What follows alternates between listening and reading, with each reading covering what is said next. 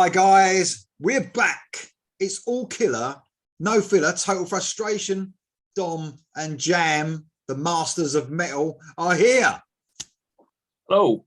Hello, everyone in TV land. Hello. Yes. A good introduction, wasn't it? The masters It of was metal. good, yeah. I actually made Masters that of up. metal. I actually made that up on the spot. I wouldn't say A lot master, to maybe live up to. apprentices. A Yeah, lot to live up to. No, it's not. No, it's not. This is a quality show. So all killer, no filler, total frustration. Oh God, guess what? Cat started. Doesn't matter what room you're in. Doesn't matter. He was actually, he heard me say all killer and he just come running in. Yeah. He did. So I've got Dio here as well. Oh, good. Hello, Hello, Dio. Come on Dio. in. Come on in. Say hello. Come on. Look. Oh, he's looking. He is. Look. Love that kid. Yeah, he Love him. loves. He does. Ooh, yes. Anyway, right. Get down. So all killer, no filler, total frustration. We're actually up to 2013. It's been a while since we've been on. I think I've been busy and stuff, and Jam went to download. Just telling us about it. He said it was brilliant. Have you been to any gigs, Dom, since we've been on last? No. I haven't been to a gig since before lockdown. I hate to say. That's not terrible. Neither have I. The most I get is I open my window at night and the pub plays shitty music from over the road, and I have my window open. They have their door open, and I just hear like shit fucking pub music. That's about it. So 2013, I think we're secretly though trying to hang it out so it doesn't end. But we're at 2000. Yeah, it's going to end soon. Obviously, we can't go on forever because we're going to run out of years. But 2013, all killer, no filler, total frustration for anyone who's joining for the first time. There's a few rules involved. So there's 12 tracks on this year. I'm hoping we are at 12 tracks still. Good. Before I completely fuck up. We can't repeat songs from an album, so we can only have one song per album for that year. We choose our favorite songs, but it's quite hard because the track listing has to match also the original track listing of the album. We're talking albums, but album's a weird word now, isn't it? Yeah. Is it an album? I don't fucking know. Yeah. I think album stays, doesn't it? Because it's always an album, but I don't know, the format's changed, but it's always an album, I suppose. Oh yeah, absolutely. From the albums that dropped that year. Yeah. Sorry.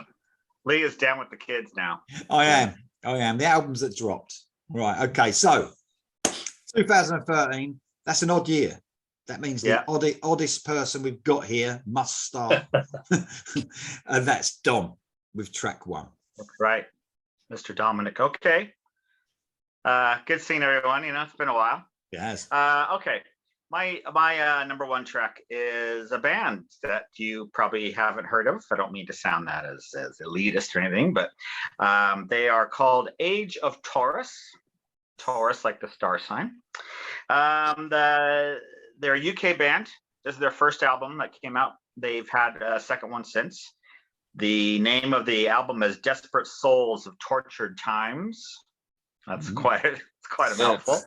And this track one obviously is called A Rush of Power. Now, I guess I'm trying to guess what sort of music it is. Can you guess, Jan, with that title of the band? Sounds heavy from the album title. It is. Sounds a bit doomy. Yeah, I think they would probably be cookie cuttered into like a doomy stoner type of thing. But this song especially, my God, this riff is just my list this year is just riff-tastic. Like, all these great riffs, and this one is no exception, man. I could listen to this riff all day. It's just fantastic. It's really good. So Age of Taurus, I think they're still around. As I said, they've had a second album, but that's only in 2 and 10 years. But it's hard out there for a young band. Yeah. Trying to make it work. But fantastic. Age of Taurus. Check it out on YouTube or something if you've never heard it. Very cool, mate. Very cool. Coming out with a new band. Love promoting new bands myself. So thanks for that. Absolutely. Okay, Jam, what you got, mate? Okay, I've got a band you definitely have heard of, and it's their last album. Well, pretty much it's going to be their last album. It's Black Sabbath, of course, with End of the Beginning from their last album titled 13. I presume it's 13 because it was come out in 2013 because it isn't their 13th album. Weird one, that, isn't it? Yeah, and yeah, sorry, their 19th album and final album. Obviously, it's a classic lineup, bar. Unfortunately, you know the story. No Bill Ward, so Brad Wilk actually does the drumming on the album, although it was Tommy Cleftikos, whatever his name is, who did it on the tour. I can't pronounce his name. The guy that's playing for Motley Crue right now. Yes, that's him. Yeah. Oh, because of Tommy Lee getting injured. Yeah, he's really, really, really good drummer, actually. Really, really, really good. This is the opening track. It's 8 minutes long, very slow, menacing build-up, etc. I think a lot of people had a few complaints. It's pretty much like very similar to the song Black Sabbath, if you know what I mean. It's got that sort of feel to it, which you can understand. And there's a song on the album that's a bit like Planet Caravan. There's a song that's a bit like, you know, a lot of the things. So that's the only complaint about it. But it's, their last album has got to go on there. And I quite like the album. I don't really listen to it much. I must admit, I haven't gone back to it that much. But this song is a good start. End of the beginning, Black Sabbath. There seems, I do agree. There's almost half of that album is songs that are sort of almost tributes to their own songs. Song.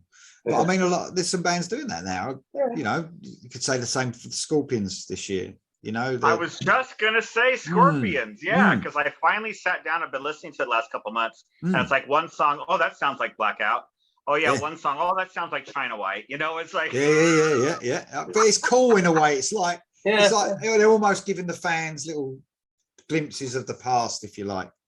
I mean, there's an excellent. I know we're not talking about Scorpions, well, we sort of are now, but we didn't mean to. But there's like a riff on, I think it's the second song, and it's just like listening to Dynamite, and it's got the same riff and even does like the same bit, and I'm thinking it's cool because it's like a little glimpse of the past, you know. So yeah, I do like it. Journey, it looks like they're doing it on their new album as well. So if you can't rip yourself off, man, who can you rip off? Exactly. Yeah, and look, I just appreciate shit like that. Fans are never happy. So if Black Sabbath went and done something that was completely fucking different and reinventing something, fans would have gone mad. So they tried to do something to give the old fans something, and they went mad. So what the fuck? We're never happy. Yeah. Anyway, okay, that's a great choice though, Jan. So I'm going to a band that I speak about a lot. I think they probably hit the list every time they brought a release out. One of my favorite bands, ready to release a single this Friday as well. Oh yeah, and that's Stryper. Did you know it was Stryper, Joe? No, I thought we mentioned it earlier. I thought you said Queensryche. That's tomorrow, by the way, Queensryche, I think. But it's Stryper. So through these years, when I've been mentioning them on their comeback trail to become how good they fucking are now, because they're just brilliant now. This was the album. So they've sort of, over the last few years, they've done like a covers album of their favorite artists, which included all metal stuff. And then they did like in between as well, they did like, they redid their older songs, sort of, you know, just reperformed Second Coming or something. Is that what that was? Yeah. And then they've sort of headed towards this album, which is actually my favorite album of their last 4 albums, which are all where they're just brilliant. But this is actually my favorite of the 4. The album's called No More Hell to Pay, and the opening song is Revelation, and it's just excellent. And it's a bit of a strange opening track as well. Normally where bands sometimes go for it a bit faster, it's almost a sort of, you know, I'm like boringly, it's a nice sort of medium paced song. epic sounding. Yes, yeah, and it's great. It's absolutely fantastic, and it really has shades of their Soldiers Under Command album in I think that was 85, and it really reminds me of bits of that. Excellent return to form for the band, and an excellent opener. There you go, Revelation, absolutely fantastic. Cool. If anyone is watching the channel and thinks that Stryper ended in the 80s, well, no, they're better now than ever. So there you go. It's their 15th. I can actually, you know, album. I can support you on that, because I wasn't the hugest fan of Stryper in the original days. Just because there's so much metal and stuff, they just never really caught my eye. But yeah, they are better than ever. I can say that. Yeah, they are heavy and they don't sound dated. He's still got just an amazing voice. So yeah, I fully support that statement. And they're known as a metal band, rightfully, especially now. You know, it's heavy stuff. You know, so It's not extreme metal or anything, but it's heavy. Now that would be funny. Believe it or not, I mean, there's loads of them bands in that scene which I don't like, obviously, because I just don't like whatever they sing about. I ain't gonna fucking like it because they're, you know. But there is loads of them type of bands, death metal bands, if you like, in the Christian scene, which is a bit strange. Oh yeah, absolutely. I just thought it'd be funny for Michael Sweet to start doing that. I think he should give it a go. I think he should give it a go for sure. Right, track 2, guys. What you got on?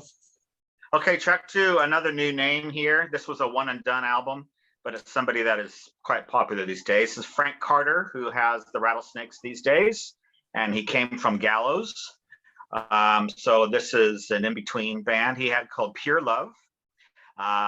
When he left, Gallows still are, very kind of punky, ragey kind of band, you know. So when he left that, he wanted to do the complete opposite. That's why he called the band Pure Love. And this is all just kind of just melodic hard rock, really. It's fantastic. What a great record this was. I actually was lucky enough to see their very last gig at a small club in London, in Camden. They had played a bigger gig earlier that night, and then they announced like that day or something that they were going to actually do one more gig in this really small club. So nice. I was there. It was pretty cool. Yeah. So the album is self-titled. Oh no, sorry. The album's called Anthems. Excuse me. And this song is called Bury My Bones. It was the first song that was released. And it's just catchy, fantastic melodic rock. Another great riff. This, I'm not ashamed to say, this is what the Darkness would sound like if they dropped the falsetto and they took their tongue out of their fucking cheek for once and made like, you know, serious, you know, like a good rock song without like, oh, wink, wink, you know. This is what it sounds like, because it's just got a great riff. It's a good time rock and roll song. Bury My Bones, it's fantastic. So if you haven't heard this one, it's fantastic. I can't say enough about it. So cool. There you go. Pure Love. I just want to say about the Darkness, I'm not a fan either of their music, but I've got to say that Justin Hawkins has got a YouTube channel which is very fucking good. You know, he's funny. The guy is actually really funny. But no, I don't find the music. On my suggested thing, and there's no way I'm ever going to click on that. I quite like hearing him talk. He's quite, I don't know, he's funny to listen to. But yeah, I don't like the band either. But there you go. There you go. I think we all agree on that. I could see Jam shaking his head as well. Yeah, can't stand them. All three of us agree on that. Really? Oh, good. All right. Good. Cool. Anyway, good choice there, Dom. What you got then, Jam? Okay, I've got a couple of new bands on my list as well. So this is the first one, American band, sort of a collective, I guess. It's the Dead Daisies with their debut album, self-titled. And this singer was, I had to look it up because I wasn't sure who it was. I thought John Corabi was a singer originally, but it's a bloke called John Stevens from Noisework, apparently. And then John Corabi, I must have taken over on the other ones. And then obviously it's Glenn Hughes now, who's obviously a singer for Dead Daisies. But this song is called Lock and Load. It's excellent. It's got Slash and guitar just on this song. And it's fantastic. Just a rock and roll band, Dead Daisies. Saw them a couple of months ago at Rock City with Glenn Hughes, obviously. They played this. Obviously Slash wasn't there, unfortunately. But no, it's just a really good rocking song. Great. It's got it's got a great solo, but it's got like this riff that he does all the way through it. It's at the end of it, and it just goes into that, and it sort of morphs into a bit of a different song. It's a bit different, but no, it's worth checking out if you've never heard the Dead Daisies. It's a good place to start. Just rock stroke metal band. Well, rock, I suppose they are really rock band, hard rock band. Cool. So there we go. Dead Daisies. Thanks, cheers. I saw Dead Daisies at Download a few years ago. Yeah, as well. Early on the stages. Yeah, they were pretty good. Who was singing then? It was John Corabi then. Yeah, I think it's when I saw him at Download, he was him. Yeah. Okay, cool. Cheers, mate. Right, so obviously I'm very predictable, like I said. So I've got to get this on the list. It's Yawny on day. So there he is. Yawn brought out the Traveller album this year, and I mean, look, Yawn can near enough beat everything, can't he? Apart from Cancer. He can't beat Cancer because he tried in this song. He tried with Cancer Demon was the name of the song. So he's obviously got the ump because of Ronnie dying. Yeah. And this is about Ronnie, basically, and you know, how ill he got, and it's heavy, but it's quite sad at the same. It's got to be heavy, called Cancer Demon, isn't it? He's basically Yorny's basically got the ump with cancer and giving it a bit of a bollocking in this song. But this Traveller's album, though, and I'm sorry to say, is probably my least favourite of Yorny's. I don't know. He went sort of almost full hog Dio, where sometimes I like the split of him and the Coverdale split and Dio sort of. But this was he's a great song, and he's almost nicked the riff out of Holy Diver. I think it's Holy Diver. Anyway, it might. It's one. No, it wasn't that riff. Oh God. Oh God. Yeah, it is Holy Diver. It's part of it, but not the galloping part. So yeah, it's quite. He's done it on purpose because it's about Dio. And yeah. Anyway, it's a cool song. Cancer Demon by Yorny. There you go. Cancer Demon. Wow. I know. You know, just say how it is. You know, it's cool. It's all good intentioned. Yeah, absolutely. Yeah, exactly. Right, track 3, guys. What you got? Yeah. So it's my turn to be predictable here. Yep. We've got Michael Monroe. He's got his album Horns and Halos here. This is the second of his kind of comeback career. The one previous to this, he was writing with Ginger Wildheart and toured with him and everything.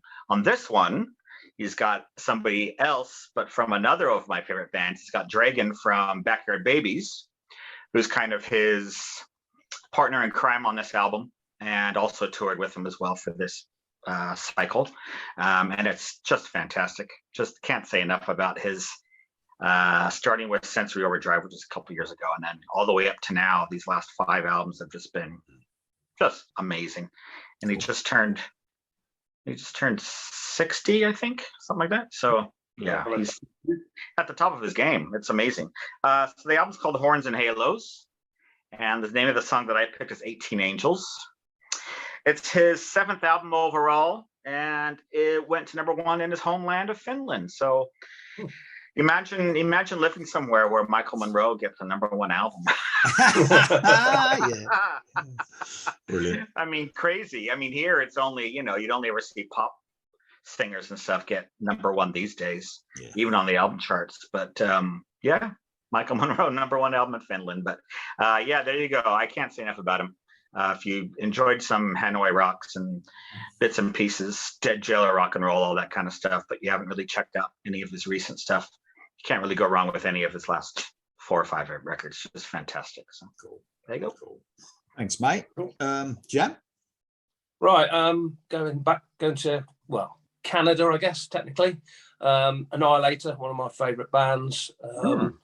14th album, believe it or not. It's called Feast. It's probably got the best cover they've ever done. It's got zombies and stuff, but it's really well drawn, excellent cover. In fact, they did about, I think, Suicide Society, which is the album after this, has got a brilliant cover. Must have been drawn by the same person because it looks very similar, but although a different feel to it. So yeah, great album. This is what I was saying. Annihilator have come back. They're better than ever now, and they've done some great albums the last few years. It's the last one with Dave Padden singing, because Jeff is back singing now after this album. He was a good singer and frontman. Some great songs on there. The one I've gone for is Smear Campaign, which is obviously track 3. There's songs like Deadlock, No Way Out, and No Surrender. It's probably one of the best Annihilator albums done, post obviously the first 2, I'd say.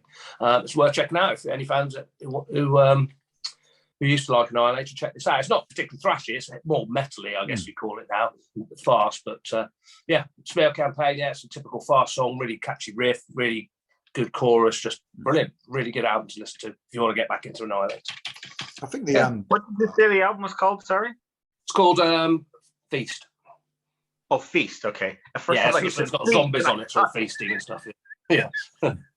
Annihilator Feet. Feast.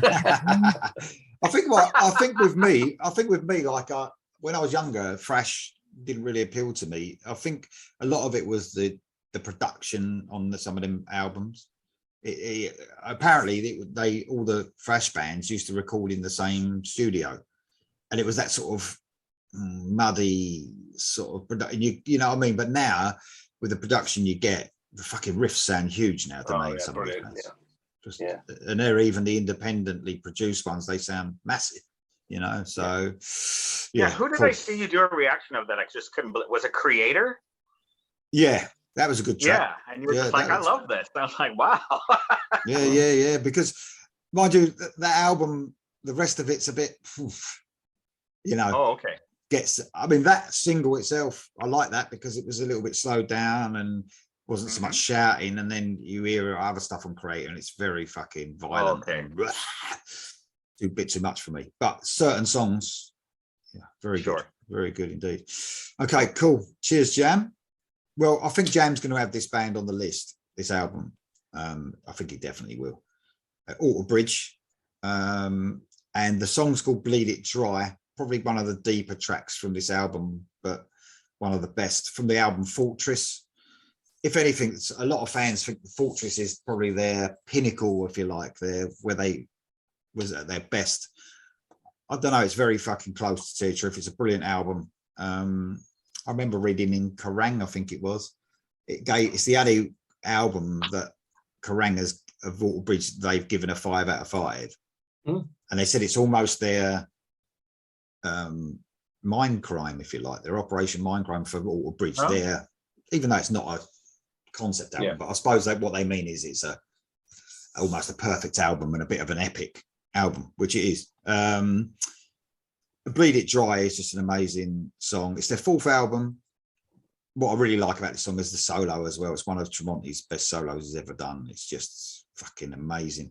It like goes from a slow sort of bluesy bit, and then it just explodes into this fucking amazing solo. Probably second for me to the Blackbird solo as well. So an excellent album, an excellent song.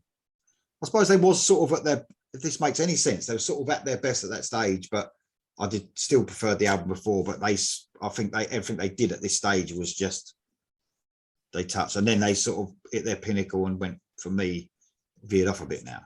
But I think this was when they hit their best, I think. So there you go. Alter Bridge, Bleed It Dry. It's fucking heavy. I think it's probably about as heavy as they get. Almost thrashy. Talk about thrash. Like riffs that are real fucking ultra heavy.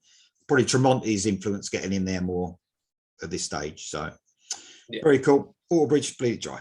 There you go. All right. Alter Bridge. Making a surprise appearance, Alter Bridge. Okay. We all have our favorites. We do, mate. We do. This is another band that we've spoke about. I don't think I've had them on a list for a while, just because they're just one of those really consistent bands, and every couple of years they come out with a new record, and they're all pretty good. This is Hardcore Superstar. From Sweden. This is their 9th album already, 2013. 9 albums. Come On Take Me. Oh no, Come On Take On Me, it's called.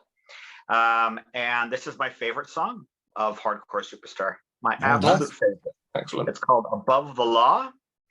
I think it's a pretty well-known one in their circle. I've only seen them once. Ironically, they were supporting Michael Monroe. And that was quite a good night for Dominic. And they didn't do it in their main set, but they came out for an encore, and they did Above the Law. And I fucking pissed my pants. It was fantastic. I not literally, but you know. It was great. So give it a few years, mate. And you will be doing believe it. I'll have to get my tenement on and go to my gig. This is if you ever are curious about kind of the Swedish hard rock revolution and you haven't really delved into it, or you've heard, the name Hardcore Superstar, you don't know, this is the track to check out, Above the Law. I've got to say, man, listen to your Uncle Dominic. I've got to say, I never delved into their catalogue until, I still haven't gone back, but that album this year that they brought out this year, fucking hell, there's some brilliant songs on that. There is some fucking, there's some, it's almost like some of them are okay. It's all good, but there's some songs that are just fucking amazing on that new album. All of their albums are like that. they don't have a shit album, No. but they definitely have, you know, ones where a lot of it's good, as you say, you know, just good basic rock and roll. But then they'll have like 2 or 3 songs that are just like Jesus. Oh, fucking hell, they really, yeah, fucking brilliant. Yeah. So Excellent yeah, choice. Above the Law. Absolutely. Excellent, mate. Thank you very much. Cool. Dom, what's track 4, mate? You mean Me. Oh, fuck. Sorry. Yeah. The fucking cat. The cat's Yeah, getting on my blame the cat. tits again and he's fucking distracting me. So, Jan, what you got, mate? Okay, talking of our favourites, Pearl Jam for me. Going to Seattle. This is from Lightning Bolt, which is their 10th album, believe it or not. Song is called Sirens. It's a slower song. I wouldn't say it's a ballad, but it's a slower song, sort of one of them, you know, them sort of uplifting songs they do. But it's a slower one. It's just got really good vibe to it, a lot of good feeling to it, and just good lyrics and brilliant singing by Eddie Vedder. The whole album in itself is okay. It's not bad. It's not one of the best ones. I mean, they've done a great album for a while. So pretty similar to Hardcore Superstar. So all the albums okay, but they just have the odd great song on the album, if you know what I mean. Yeah. This is the only time I saw them live was on this tour, because they don't play over here much. But I'm going to see them in about 2 weeks' time at Hyde Park. So wow, you must be excited about that. Yeah, as I say, because I've never got, they just don't play over here, and I just never got to see him really. I mean, they might have done when they first started, but I didn't go to gigs and I didn't have any money. I was a student, but yeah. So I'm looking forward to that. This is your very first time. Sorry, this is my second. This will be my second time. The first time was on Lightning Bolt. Yeah. They played. They came over for the tour before. They played something like one night at the O2, and that was their whole UK gig, and I couldn't get tickets. So you have to wait a long time to see him. But yes, looking forward to Hyde Park now. We're going Saturday night. So, yes, so that's good. So yes, Lightning Bolt, Pearl Jam, Lightning Bolt, and the song is Sirens. Okay, mate. Brilliant. Excellent. Cheers for that. So I'm going to an album that's already been chosen from Jan. It's Black Sabbath. And there's something about this song, but I'd love it. It's Zeitgeist. It is the one where we said similar. It's got a feel to Planet Caravan. Yeah, but I don't know. I really like Ozzy's vocals on it. It's got something about it that sort of pulls you in. That, you know, it's just a really cool song. It's actually my favorite song on that album as well.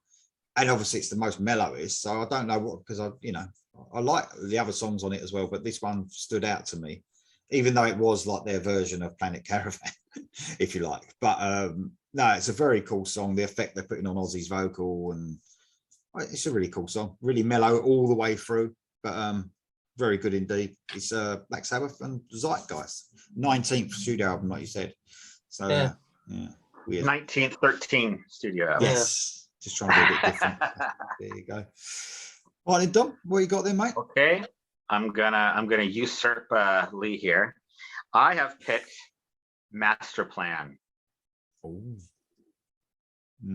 This is not Yorn. No, it's not. Not that I love Yorn as well, but this is my one shot at getting a Master Plan song on here. Because Lee probably won't pick it because it's the other guy. No, I did try it with him. I just didn't like it. I just didn't like his voice. Yeah. Do you think that go away. If he had been the singer the whole time, that it's different, then he's just not Yorn to you? No, because I'm very open-minded. I'm very open-minded. So no, not at all. I don't know. I don't know. Maybe it was just a disappointment because I just love Yorn so much. Okay. Well, I'll continue. So the album is called Novum Initium, I believe. I'm not sure. It might be something like that, yeah. Greek or something. I don't know. The song I picked is called Betrayal. It's their 5th album, and the name of the singer that Lee hates. I didn't say that. He's going to get together with Ralph Sheepers and come over. The name of the singer is Rick Altsey. Yeah. He's on a few of these, I think. Yeah, a few Master Plan albums. Yeah. Off and on. They kind of didn't go back and forth. Yeah, he's been on a few. He's really prolific, actually. He's done some stuff with Herman Frank and all sorts of people. Yeah. Okay. So there you go. So Master Plan, their fifth album. If you haven't heard them, I guess if you looked on Wikipedia, it would probably say power metal. But I don't know. It's one of those bands where, you know, I guess they are kind of power metal, but not every song is that. I think it's cool that some bands do go straying from the norm sometimes, but they couldn't have gone a lot further from Jung, could they? They really went different. It's a bit like Maiden, isn't it? When they could have probably had anyone at that stage where Bruce left, but they decided not to have someone. Right. Do you know what I mean? I'm not saying Rick Astley is a bad singer, but they've gone really like almost opposite to Yorny. Strange. Oh well, some of us are open-minded. Anyway, so that's Master Plan. Yeah, great track. Thank you. I love that song. What you got there, Jam? Yeah, just sorry.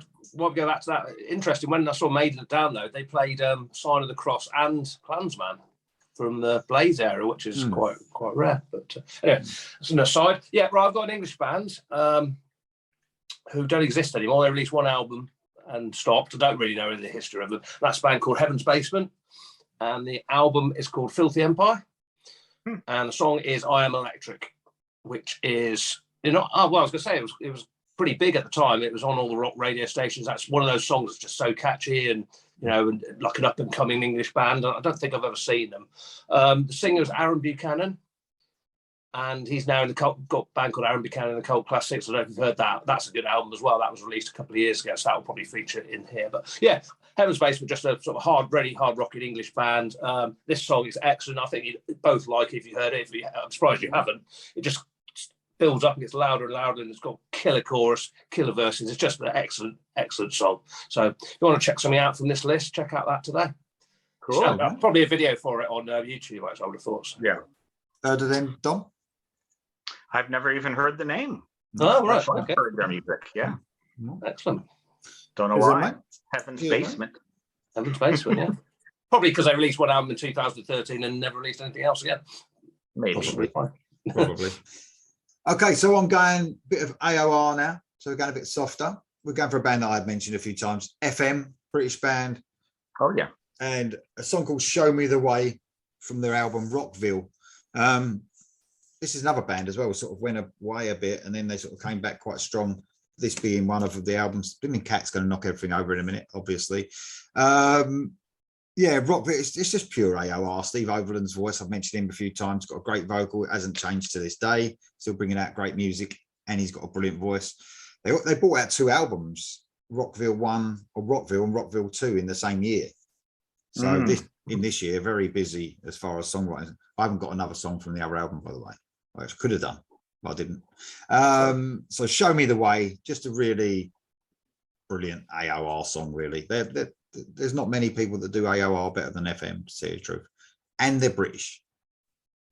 There you go. All right, that's probably the softest song, maybe, that I've got on my list. Ooh. Maybe. But I've got to turn the page yet, and I can't remember. Anyway, we're up to track 6. We're taking our time tonight. I think it's because we've missed each other so much. Yeah, I know. You'll never get rid of us. Okay, so here's a band that I've liked sporadically. I totally respect them, and they are legends in what they do. They're kind of one-of-a-kind band. This is Voivod. Now, there was a period in Voivod's career where they started out kind of avant thrash. Like, it was thrash, but it was just really weird and like discordant, jazzy stuff. But there was a period in the late 80s to early 90s where they had 3 albums: Outer Limits, Angel Rat, and the most famous one with the head and I can't think of it. The one that has the Pink Floyd rest. Carnaby Don't Mind. I know. Hatros, is it? Dimension Hatros. It's not Dimension Hatros, no. Anyway, so I really love those albums. They kind of disappeared. Them out periodically. I think Jason Newsted was in the band for a while as well, and but this one, this is one of the ones that when I listened to, I was like, oh, this is kind of back to what I was, really, really into at the time.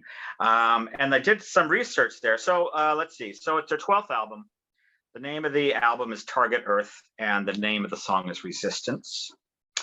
So I kind of did a bit of research for this, wondering why this one out of all the other ones, why did this one hit me? So it's their first with their original bassist, whose name is Blackie.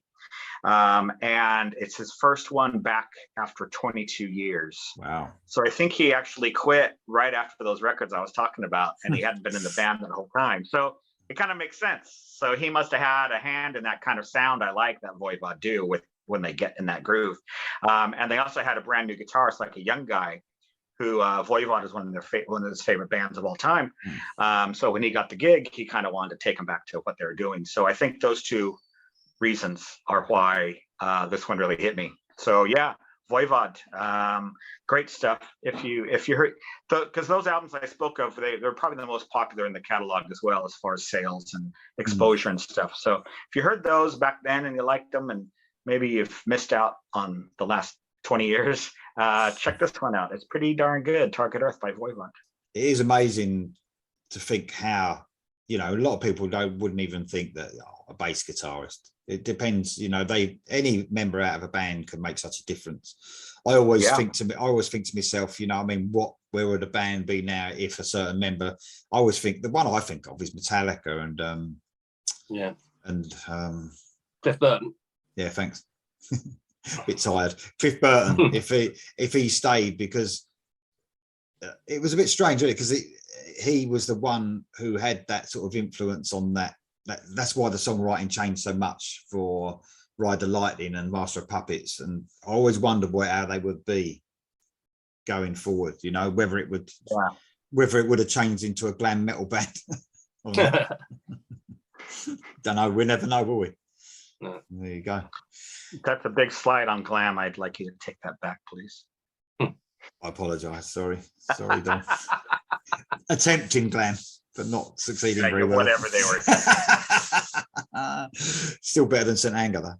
Anyway. Or Lulu. Yeah. Right. What you got then, Jan? Good one, by the way, Don. Thanks. Oh, Nothing Face, by the way.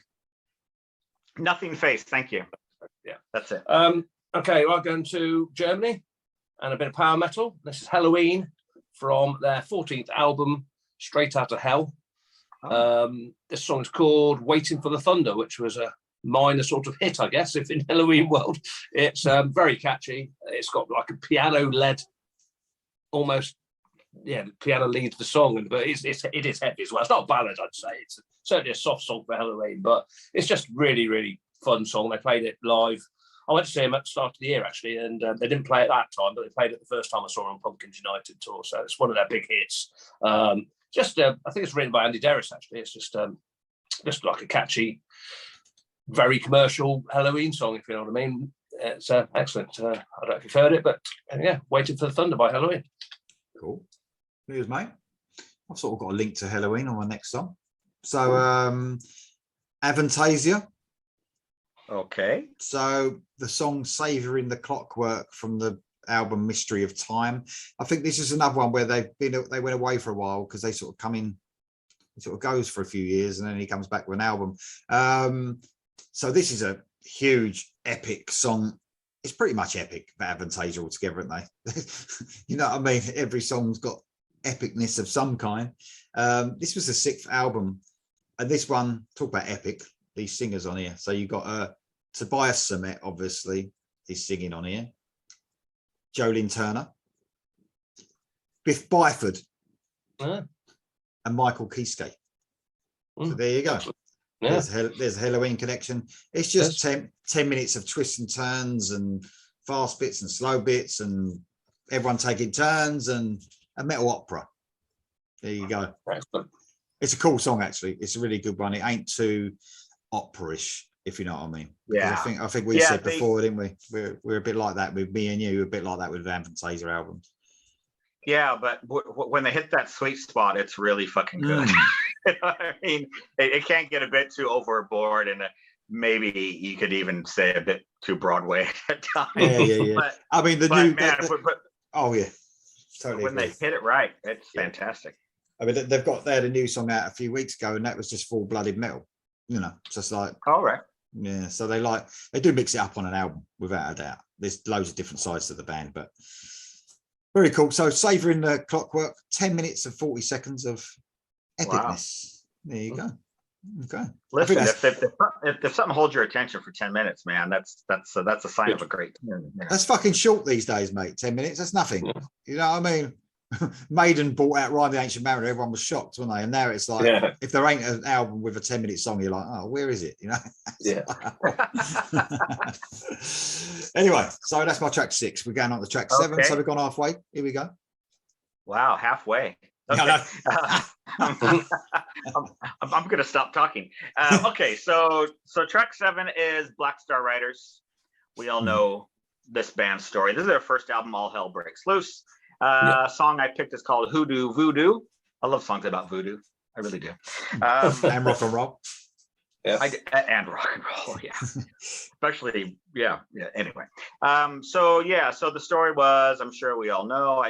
I've always really respected them for not carrying on with the Thin Lizzy name, because they could have easily done that, because they were touring. Basically, that band was touring as Thin Lizzy, but they wanted to make new music, but they decided not to do that. So that's always been it's always been a sign of respect. Now I don't know if maybe Phil Lynnett's estate had something to do with that or not. I mean, but you know, but they've carved their own career, you know, without that. So it's great. Let's see what else. First album I said.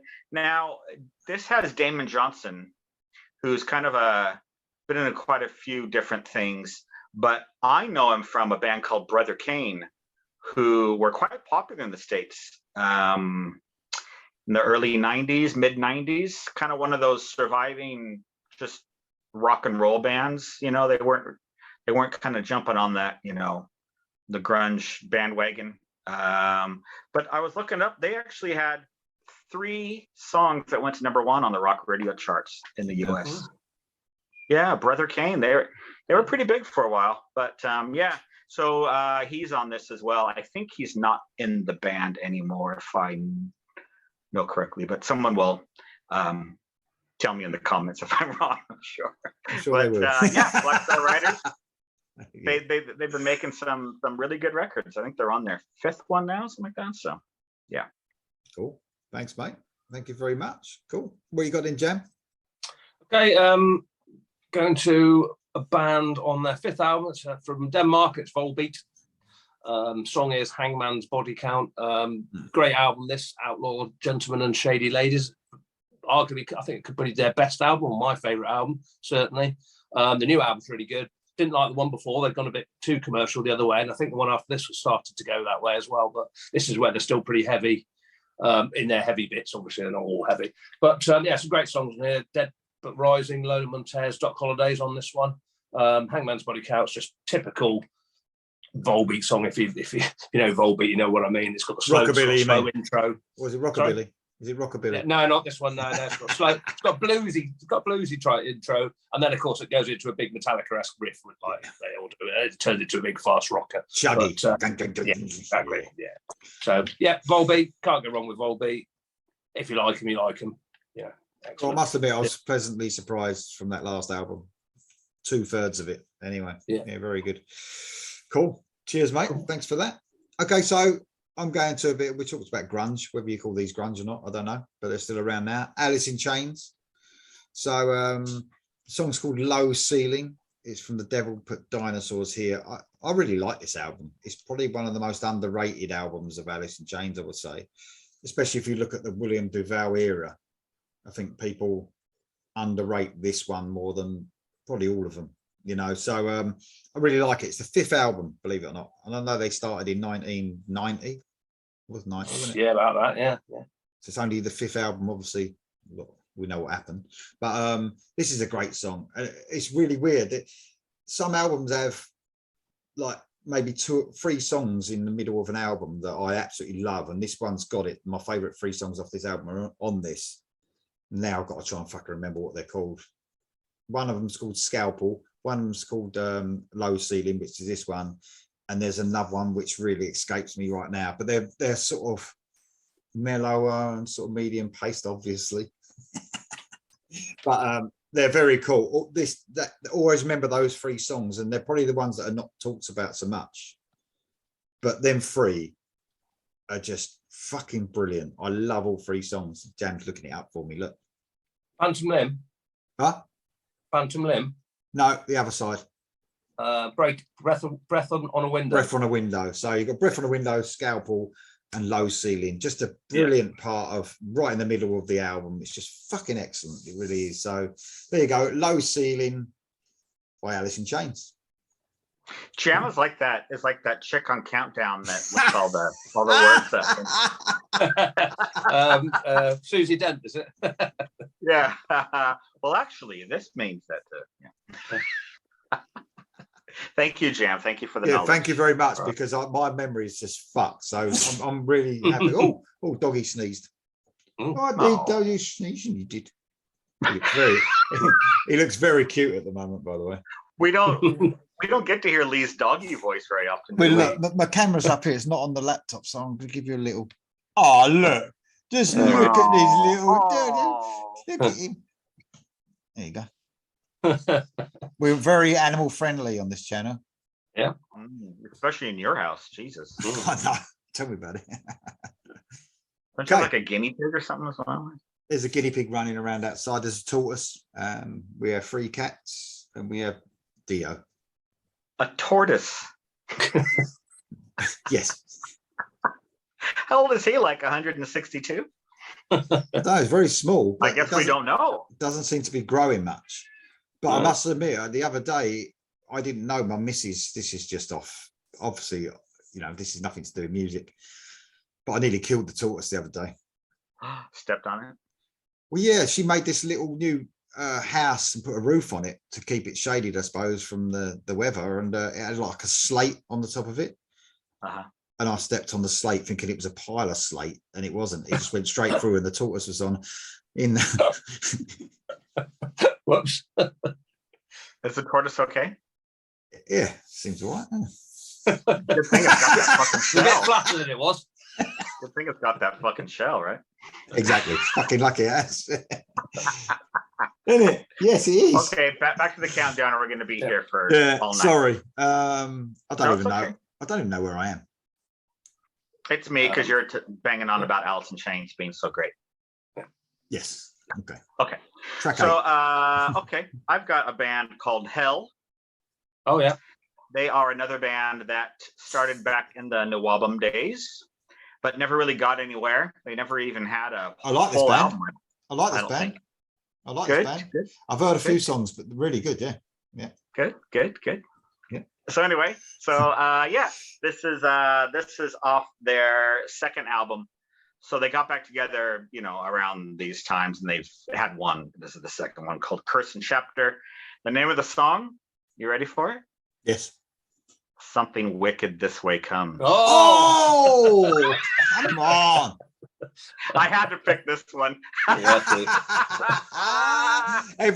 Anyone who's watched this for the first time thinking, what the fuck is they going on about? No, it doesn't matter. It doesn't matter. Private joke. Go back and watch We the have other to ones. explain that. Well, Jesus, we'd be Yeah. here all night. We'll just say Iced Earth, and we'll just leave it at that. As the singer, okay, as so the singer wear a crown of thorns? Yeah, he does. Yeah. And he wasn't the singer in the original band, and he was an actor and the brother of one of the original members. So when they got back together and they were looking for a singer, they asked him to try out, but he's only ever been an actor. He'd never sang in a rock band before. Yeah. And he's got this total metal voice. It's great. Yeah. It's great So song, anyway, this is on Nuclear Blast. Yeah. They were originally together from 1982 to 1987. As I said, they didn't really get much traction, and then just broke up because they were despondent, apparently. And famous producer Andy Sneap. Yeah. Oh, see, I was trying to get in there. I knew that. Yeah. Oh, sorry. That's all right. It is your go. You know what I mean? So Andy Sneap. Andy Sneap, who is in this band as well. Hmm. So there you go. Of Judas Priest. Andy Sneap, who's playing Glenn Tipton and Judas Priest, right? Yes. Yeah. Yeah. He had a little sulk on, didn't he? Because they went to a 4-piece for like a couple of months, saying they weren't going to take him on tour, and then he had a little. And then He they took wasn't him the on. only one in a sulk. Can you imagine Judas Priest in a one-guitar band? I know. That is the dumbest thing I don't know what they were thinking. That was so stupid. Well, because there's not many guitarists around, is there? It's a bit hard to, you know. Yeah. You know what I mean? To get a guitarist these days who want to play with Judas Priest, isn't it? You know what I mean? Obviously. Fucking ridiculous. Absolutely ridiculous. Anyway, I'm glad they reversed that decision. It's probably just a bit of fucking press, wasn't it? Getting the old fucking. Maybe they kept the name in. I don't know. Anyway, so there you go, Hell. Something wicked this way fucking comes. I love that. Thank you very much. Cheers. Okay, Jam, what you got, mate? Okay, I'll be quick because this is an album we've already talked about. Well, Lee has. That's Alter Bridge Fortress. Song is Water Rising. Oh yeah. Great songs on this album. I can mention them. Obviously, these got picked off it. Cry of Achilles is on here. Addicted to Pain, and I wanted to have All Ends Well because I love that song, which is the last track on the album, but couldn't quite fit it in. So go on with Water Rising, which is excellent. It's actually a Tremonti song. Lead vocals on this. One.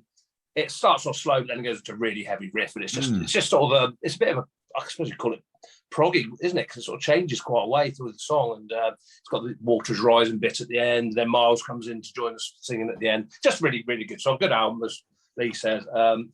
Yeah, probably up there. That and AB3 are probably my favourite two, possibly, albums, along with Blackbird, of course. Heard them play that live. It's so fucking heavy, that song at the end. Yeah. When they play live. Fucking brilliant. Yeah. Yeah. Great. Hopefully, I've got to take it soon again this year, I think. So hopefully they'll play that. New album out this year? Yeah. So I think it's a November tour, isn't it? So we're going to see. Yeah. Excellent. Good choice, mate. Okay. Talking about, well, we haven't spoken about it. We did offline, I think, but this band have got a new song out tomorrow, and it's the one and only Queensryche. So this is the introduction to Todd LaTorra. So this is the it's a bit fucked up at this time, wasn't it, for Queensryche? You had Queensryche, and then you had another Queensryche with Jeff Tate in. Yeah. Obviously, both bringing albums out at the same time. Jeff Tate being really grown up about it all, calling his Frequency Unknown, which was FU. Very clever. And obviously Queensryche stole the name in the end. This one who's Queensryche now, Todd's version, managed to keep the name. No, you're not going anywhere. I know what he's up to. He's being a little shit. Stay here with Daddy. So yeah, I mean this. I weren't fully. Oh, bless you. I weren't fully convinced with this album. I loved it, and I loved the fact that they was going back to the sound that they had. You know, it was better than anything they'd done for years, but they hadn't quite. It was a really short album, fucking short, literally half an hour, and it was been and gone. That ain't always a bad thing, but you sort of want Queensryche to be a bit epic as well, don't you? Very short songs, but really sort of almost coming to what they are now, which is fucking excellent. This is a song called A World Without. It's really cool lyrically. I don't usually talk about lyrics a lot, but this is about a mother that dies in childbirth, and then the kid growing up without a mum. Basically, that's what it's about. For 13th studio album from the band, but just to what they've become now, just maybe my favorite band now. Maybe. Wow. Yeah, I think they're brilliant, you know, and I just a shame because I can't really do a ranking albums because I can't even fucking listen to them other albums. I have once and I can't do it. They're terrible. They're that bad. You know what they became in those years.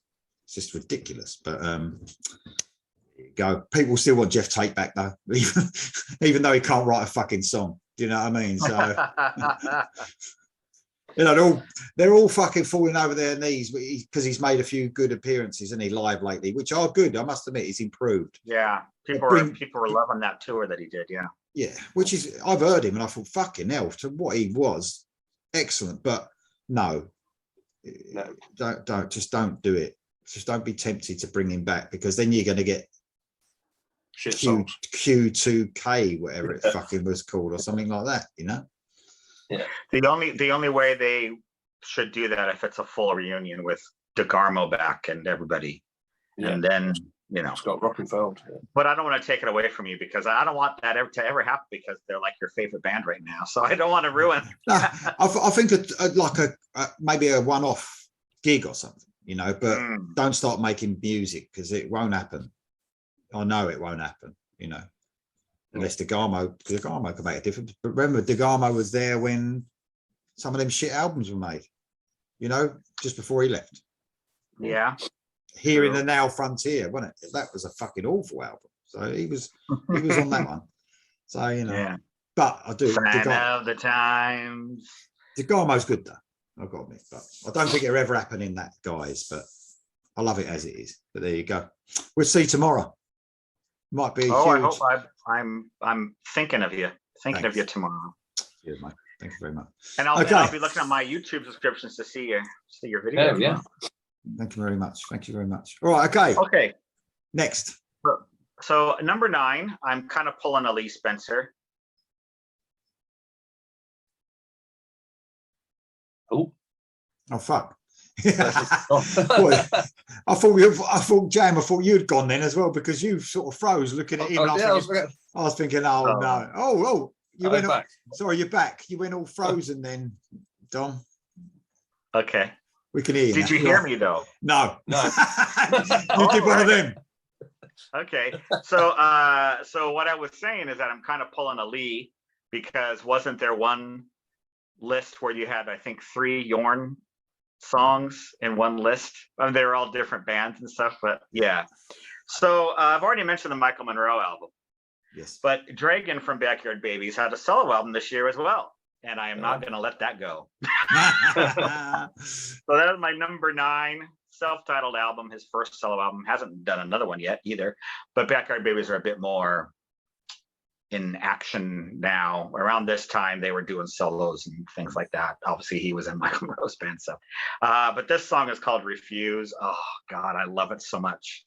The chorus just blows me away. Every time it comes on, I forget how much I love it, and I just lose my mind. So yeah, Dragon from Backyard Babies, fantastic melodic hard rock, just great stuff. So there you go. Cheers then, mate. Thank you very much. Where you got then, Jam? Track 9.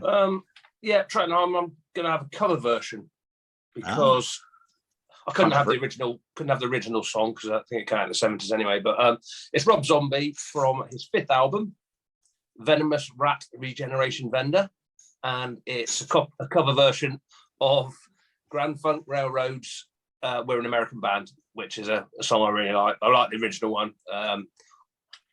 This version's not as good as the original one, but I couldn't have the original one. So go on, I'll put it in there for Rob Zombie. If you know the song, it's still got the same drum intro and all that, and it's still catchy, and it's a strange cover, I think. Yeah, strange thing to cover, I think, but it doesn't butcher it too much, and yeah, I'll slip that in there just because I like the song. Dom's favourite director as well. Dom's favourite director. Dom's favourite director. Yeah. I was trying to think who you look like, actually, Dom, and he's reminded me now. Before the makeup, the clown. Oh, yeah. From House of a Thousand Corpses, isn't that? Oh, for fuck's sake, really? Oh, wow. Sid Haig, isn't it? Then obviously without putting the clown makeup on. I'm gonna go shave right after this episode. The best thing about this cover, though, is the original. They say "Up All Night" with Freddie King, who's an old blues singer. But on this one, they say "Up All Night" with Kerry King. Oh, really? That is just cool. Fucking brilliant. I just love that part. Yeah, every time it comes on, I'm like, that's fucking clever. Okay. Is it? It's me, isn't it? Yeah, you. Yeah. I've got the cat. The dog licking. I've got the dog licking the cat's ears, and oh god. Okay, so I'm going to. You could call them a Whitesnake cover band almost. They're getting more and more Whitesnake as the time goes on. That's Voodoo Circle. And it's the title track, More Than One Way Home. It's the third album from this band, and they really did go Whitesnake here. David Reben just full on heavy breathing during this period. Can't get enough of your sweet love. Yeah, exactly. I mean, you could have honestly just they sound exactly like them at this point in their career. And that sort of pissed me off a little bit, because I think they're great at what they do, but you've got to keep a little bit of that originality in you and not go full Whitesnake. Do you know what I mean? And yet it still made your all killer. It did, because in an album, even though it pissed you off, it pissed me off. God damn it! In 12 tracks of good tracks, I could put a track in there, but maybe a full album of Whitesnake covers is not the best thing. They even had like one song on there that had the almost the violin type part out of I mean, come on. It sounded like that. So yeah, just too much. But great musicians. I mean, the guitarist is amazing. They just obviously fucking love Whitesnake a little bit too much. But there you go. That's my track 9, Voodoo Circle. Okay, cool. Track 10. What you got, Don? Track 10. Jam's already brought this album up. This is the first Dead Daisies album. The reason I brought this up is because so many people, as you say, think that Corabi's been in the band the whole time, but this singer, John Stevens, actually started the band with the guitar player. John Stevens is a pretty big star in Australia. He was in a band, Noiseworks. He also had a solo career. I actually saw him sing for INXS, believe it or not. Yeah, he was with INXS for a few years. They never recorded anything, but I saw them in LA. And it's funny because that show was filmed. They had professional cameras, on the thingy and everything, swinging and all that kind of stuff, but it's never been released. So I don't know why. But anyway, so I kind of knew who this guy was. I guess the story is he got in a bit of trouble with domestic abuse allegation after this album. Well, they toured the fuck out of this album, actually. They did quite a few shows when John Stevens was still in the band. This would have been, maybe a year or two after this album came out. But the story goes, and he just got raked through the press for this, even though I think charges were dropped and everything after that. Just one of those things, guilty by suspicion. But so he couldn't travel, and they did a tour of somewhere, Spain or something, and they got Corabi to fill in. And, after that week or whatever, history. They pretty much replaced it without even telling him. He said he found out on the internet or on Australian TV or something that he wasn't in the band anymore, which is pretty shitty for the guy that started the band, really. Yeah. They might have at least give him a phone call or something. But so anyway, Corabi joined the band. They got much bigger than they were at this time, but I still think it's a good album. I like his vocals on it quite a bit. Much different than Corabi, but still a rock and roll voice, The track I picked is Tomorrow. And yeah, if you like Dead Daisies now, at least check out their first album and see what they're like in their original incarnation. Yeah. Thank you very much, mate. What you got in, Jam? Okay, I've got a band who are absolutely massive now. I don't quite know how it happened. Well, I suppose because they're catchy, I guess, but it's Ghost. I saw Ghost on their first album because I read about it, and they said they had all, what they came out in, and they sounded like a 70s band and sort of augurs. I thought that sounded interesting. I listened to the album, saw him at Download in the tent. There's not many people in there watching him, so I actually seen him from the start, and then I sort of didn't bother with him again too much for a bit later. Then suddenly this band Ghost has suddenly become massive. It's incredible. It's weird, isn't it? They're absolutely huge now. This is from their second album. I don't know if I can pronounce it. It's called Infestisuman. Apparently, yeah, can't pronounce that. Don't ask me to fucking pronounce it.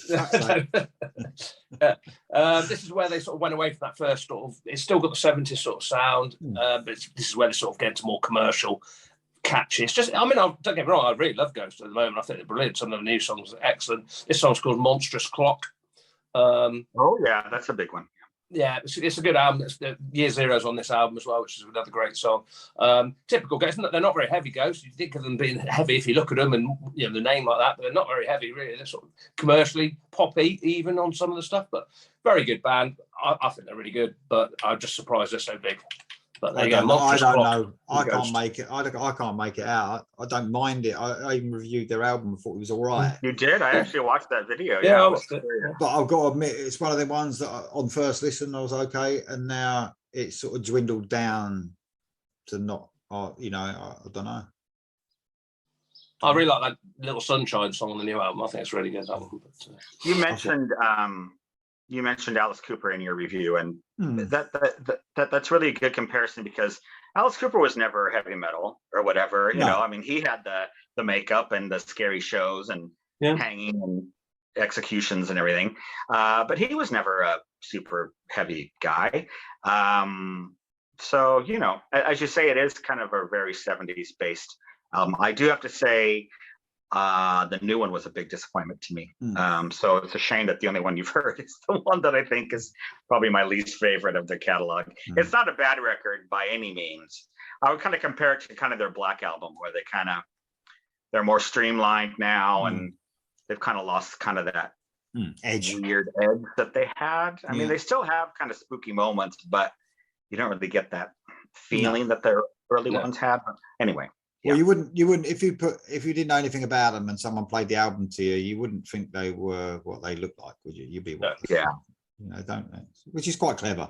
That's probably why they're so big, because they're contrasting, aren't they? It's quite clever what they're doing. So expect them to come out and go, "Whoa," and then they just like sing these lovely little tunes. Anyway, cool one, mate.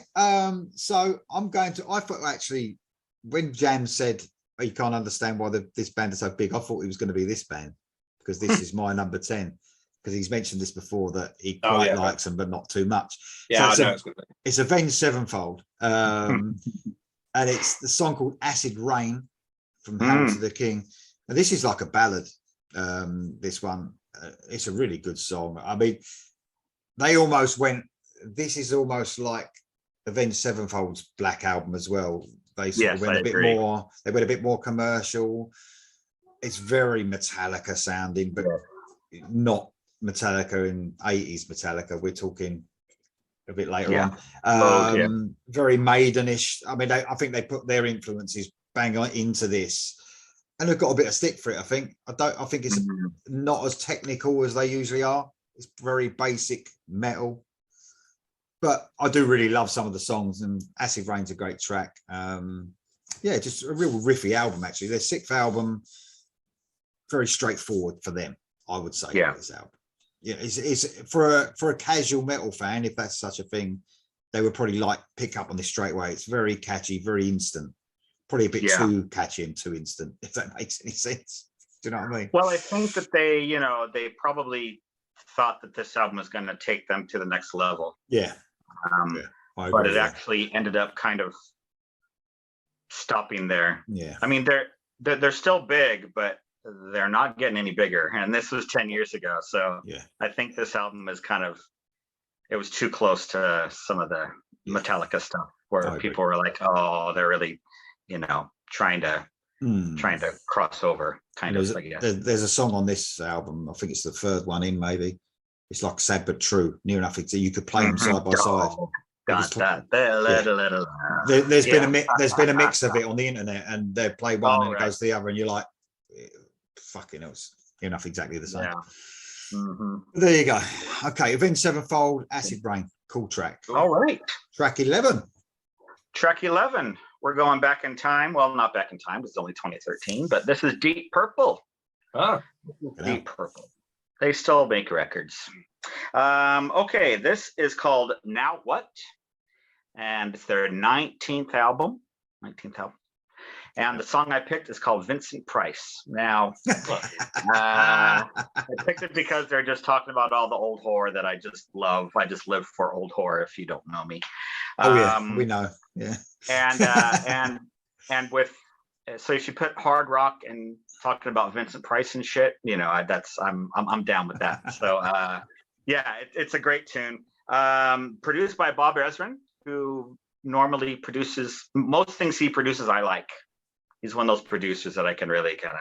Speaking of Alice Cooper, and believe it or not, it went to number 1 in Norway, Germany, and Austria. Deep Purple. in 2013, #1 album in all 3 countries. So, yeah, God bless Europe and their love of metal, man. Yeah, Or hard rock. agreed. And Yeah. Japan, and Japan. And Japan. Oh, yeah. Thanks, mate. Well, that's got to be the oldest band on here, surely. Oh, sure. Well, we got Sabbath as well. We got Sabbath, so Deep Purple Oh. and Sabbath. Oh, fucking hell. Oh, yeah, maybe Sabbath takes the cake. Yeah, maybe it When does. was- yeah. 1970 was Black Sabbath, wasn't it? The first album. Yeah, when was first? Wasn't it 69? Yeah, I think it might be Deep Oh, Purple. 69 Black Sabbath, was it? I think I so. think- It oh, was. Or 70. Oh, I don't know. I You know, know- Paranoid near enough came out the same year, didn't it? But I can't remember. That was 70 for sure, I think. They Well, both the they had thing 2 that- albums in the first year, didn't they? I don't know. Sabbath, The Paranoid, thing with Deep Purple is that they didn't really get going until Yeah. Gillan came on, and so they had a couple of records before that with another singer called Rod Evans. That Hush and everything, you know, that's Yeah. the Yeah, original. So they may be earlier. I don't know. Yeah, they're probably Debate in the comments. Someone will. Okay, Jan, what you got, mate? What's your Right, track 11? couldn't be further away from Deep Purple. Got one of my favourite bands, Hollywood Undead, from their 3rd album, Notes from the Underground, which is possibly their best album. Yeah, it's certainly up there. I think I do like the next album or 5th album, or I can't remember, but yeah, that's really good as well. But this one's really good. Some great songs on it. From the Ground, Another Way, Lion, and We Are all great songs. But the ones I've got gone for is called Outside, which is sort of a ballady one, I guess you call it. It's got an acoustic intro. The song is mostly sung, because they do some songs. They don't just rap on all of them. They do a bit of singing in some of the verses. There is a bit of rapping in some of it, but it's mostly sort of like a ballady rock song, I guess. They do some great songs, Hollywood Undead. They're just quite varied in a lot of their albums. So there we go, from Hollywood Undead, Outside. Thanks, mate. My track 11 is Hollywood Undead. Not really. Yeah. My next song, now I don't know if you remember the last All Killer. I got a bit pissed off with something, didn't I? Do you remember? Yes, Did I know you what forgot it's something? I forgot Or you something. didn't? You forgot that it was in that year or whatever. Yeah. I just missed it for some fucking reason. So I missed the first Stone Sour, well, not the first Stone Sour album, but the House of Golden Bones, which was their concept Part 1. album, if you like. I think it's the concept album. But this is the second part. It's House of Golden Bones Part 2. I have chosen like the most mellow track on here, and I like a lot of the heavy stuff on the album. But this song is a huge sounding song. It's called The Conflagration. Oh. It's like got a little piano bit at the beginning, then it sort of gets a little bit heavier later on. An excellent vocal performance by Corey Taylor, I've got to say. He's got a great voice, really unmistakable as well. But them 2 albums together, especially House of Golden Bones, which I fucking missed on the last one. But this one weren't far behind it. Probably a little bit heavier in places, a bit more shouting, probably. He doesn't shout too much, obviously, Corey Taylor on this Stone Sour stuff, but he occasionally goes for it. But this song is just pure singing. It's really like, it sounds fucking massive, this song. Probably one of the best songs I think he's written. The Conflagration, Stone Sour, off of House of Golden Bones Part 2. There you go. We're on to track 12, guys. The end of What the is the disc. House of Golden Bones? An album. 2 albums. It's a concept. I just wondered where it is. I think sometimes concept go to it? albums, this will probably upset some people. Some people probably correct me. I think some bands just get really abstract with their lyrics, don't even know what the fuck they mean, and just call it something weird, and then just say, if you want to know what it is, I'm not going to tell you, you can make your own decision on what it is. And you probably, Corey Taylor, if you told the truth, people probably, I don't fucking know. It's just a load of weird lyrics thrown together that sound good. Yeah. Well, sometimes a lot of times I like that more than hearing, the same fucking rhyming songs that you've heard in rock songs for the last 15 years, Sometimes you just roll your eyes going, Jesus Christ, this one again? Anyway. I would say Okay, these 2 so- albums put together, being a concept album, sometimes like I always say, if it's a bit like, if you want to compare it to the best concept album ever made, which ain't The Wall, it's Operation Mindcrime. You could, got so many good standalone songs in it. Apart from it, the story and the whole thing, bands can't usually do that with a concept album. I think Operation Mindcrime did that, and these albums both do it. Their standalone songs are brilliant. There you go. Okay. I'm gonna go read up on the story after we're done here, though. See what's going on with the House of Golden Bones. Good. Yeah. So I've got my closing track. Yeah, number 12. Yeah. This is one of my favorite bands. I haven't really spoken of them on the channel. They are a rock band, but they're more probably punk rock. This is the Bronx. This is the Bronx 4. So yeah, every album has had a number. This is their 4th album. I had to put this track on though because a lot of their stuff is very kind of fast and punky, and he's kind of shouty and very energetic. This one is very mid-tempo, another riff that just absolutely floors me. I love it so much. This is called Last Revelation. Yeah,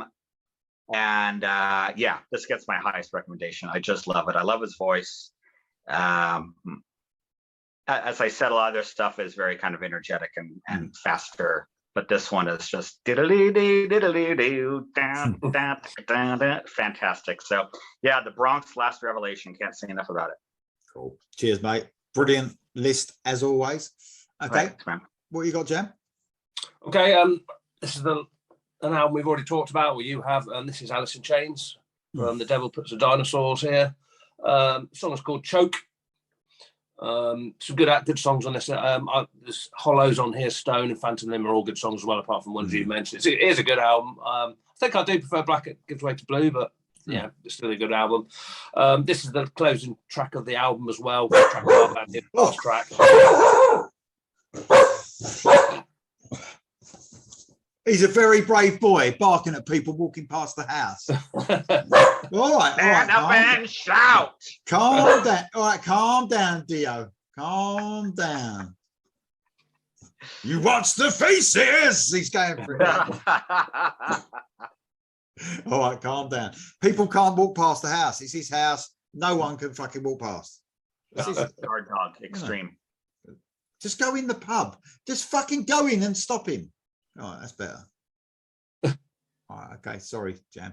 Sorry about anyway, back to Jam. It is an animal-friendly channel, so we have to be nice to animals. Exactly, yeah. It's just it's a closing track of the album. It's a bit milder song. It sort of reminds me of the sort of the Sap Jar of Flies type song, that sort of vibe to it. And yeah, just a good way to close out the album and close out my list as well. There you go. Choke from Alice in Chains. Great album, great list, great band, great album, great list. Thank you very much. Yes. Okay, so I'm going for the band Wet. Mentioned these before. This is their 2nd album. This song's called Still Unbroken from the album Rise Up. Of course, Eric Martinson, amazing musician, songwriter, guitarist, singer, producer, footballer, maybe. Just making that one up. Just add one to it. And Jeff Scott Soto. So they're obviously there's other people in this band as well from Eclipse as well, but it's just a brilliant. I love this band, and they've got better and better as they've gone on. But it is a band. I think it's actually officially a project now. By the way, it's not a band. They were a band at one point because they played like a couple of shows. Yeah. After this album, but I think actually Jeff Scott Soto very coolly come out in the press and said some of the songs that Eric Martinson writes now for Wet are just getting a bit too much for him to sing as he's getting older. Okay. Fair enough, isn't it? But yeah, I mean, obviously he can control what he writes, I suppose, a little bit more. Eric Martinson writes a lot of this stuff, and I suppose, sometimes it's a bit too much for him. So he can take it down a couple, I mean, all the older bands do that with their songs. Yeah, so they do. They do. And perhaps it's more, he probably maybe carry on recording and not playing live sort of thing. But yeah, because I'm sure, yeah. I mean, he sounds brilliant on that last record. He sounds, they brought out an album this year, Jeff Scott Soto. He sounds exactly the same to me. I love his voice. So this is called Still Unbroken. It's just one of them Wet songs. It's just, they are a bit unmistakable as well when you hear them. But excellent song to finish off my list. So there you go. Yeah. Good list. Good list, All right, Lee. guys. Good Thanks. Sorry about all the animals, but That's right. just one of those things, isn't it? Too many animals. There you go. My thoughts are with the tortoise. Yeah, no reporting me. If anyone watches Thoughts and this, don't prayers. report me. Thoughts It and was a prayers. mistake. I didn't mean to stamp on him. All right. I Mhm. mean, you've only got to throw him a bit of fucking lettuce now and again. Not that it cost me too much or anything. It's just, have that, So I know. I get a bit annoyed when she brings tomatoes home. They're a bit more expensive.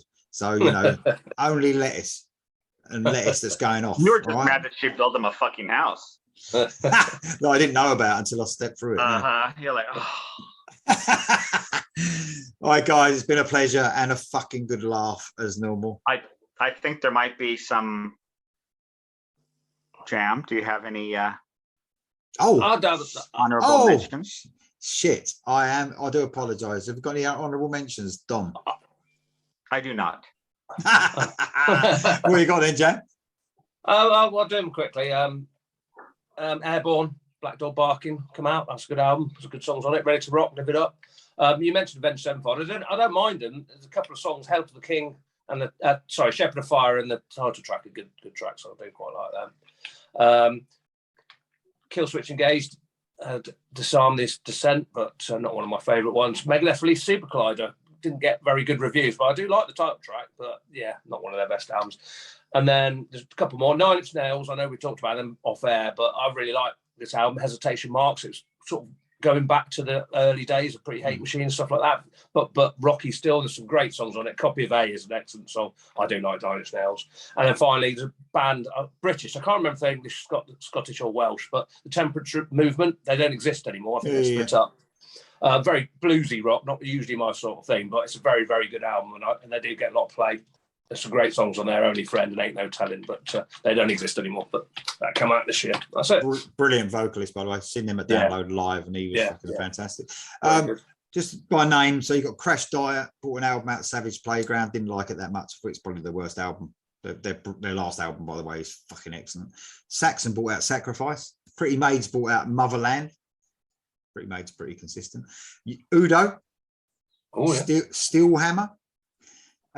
Magnus Carlsen, Free Fall, full up with long symphonic intros. Chakra brought out Power Play. That's that Swiss band that I've mentioned a few times.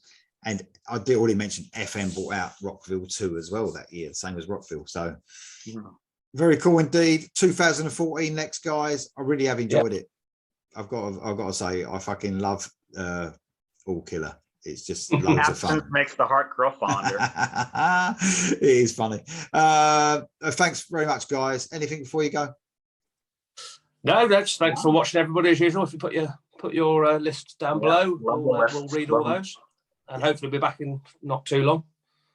Yeah, not even looked at 2004. Just a quick one. No names mentioned, but there's going to be someone quite busy in the comments below, having to comment on 36 bands. We'll talk about that afterwards. Anyway, thank you very much. All right. Yep. And see you next time, guys. See you later.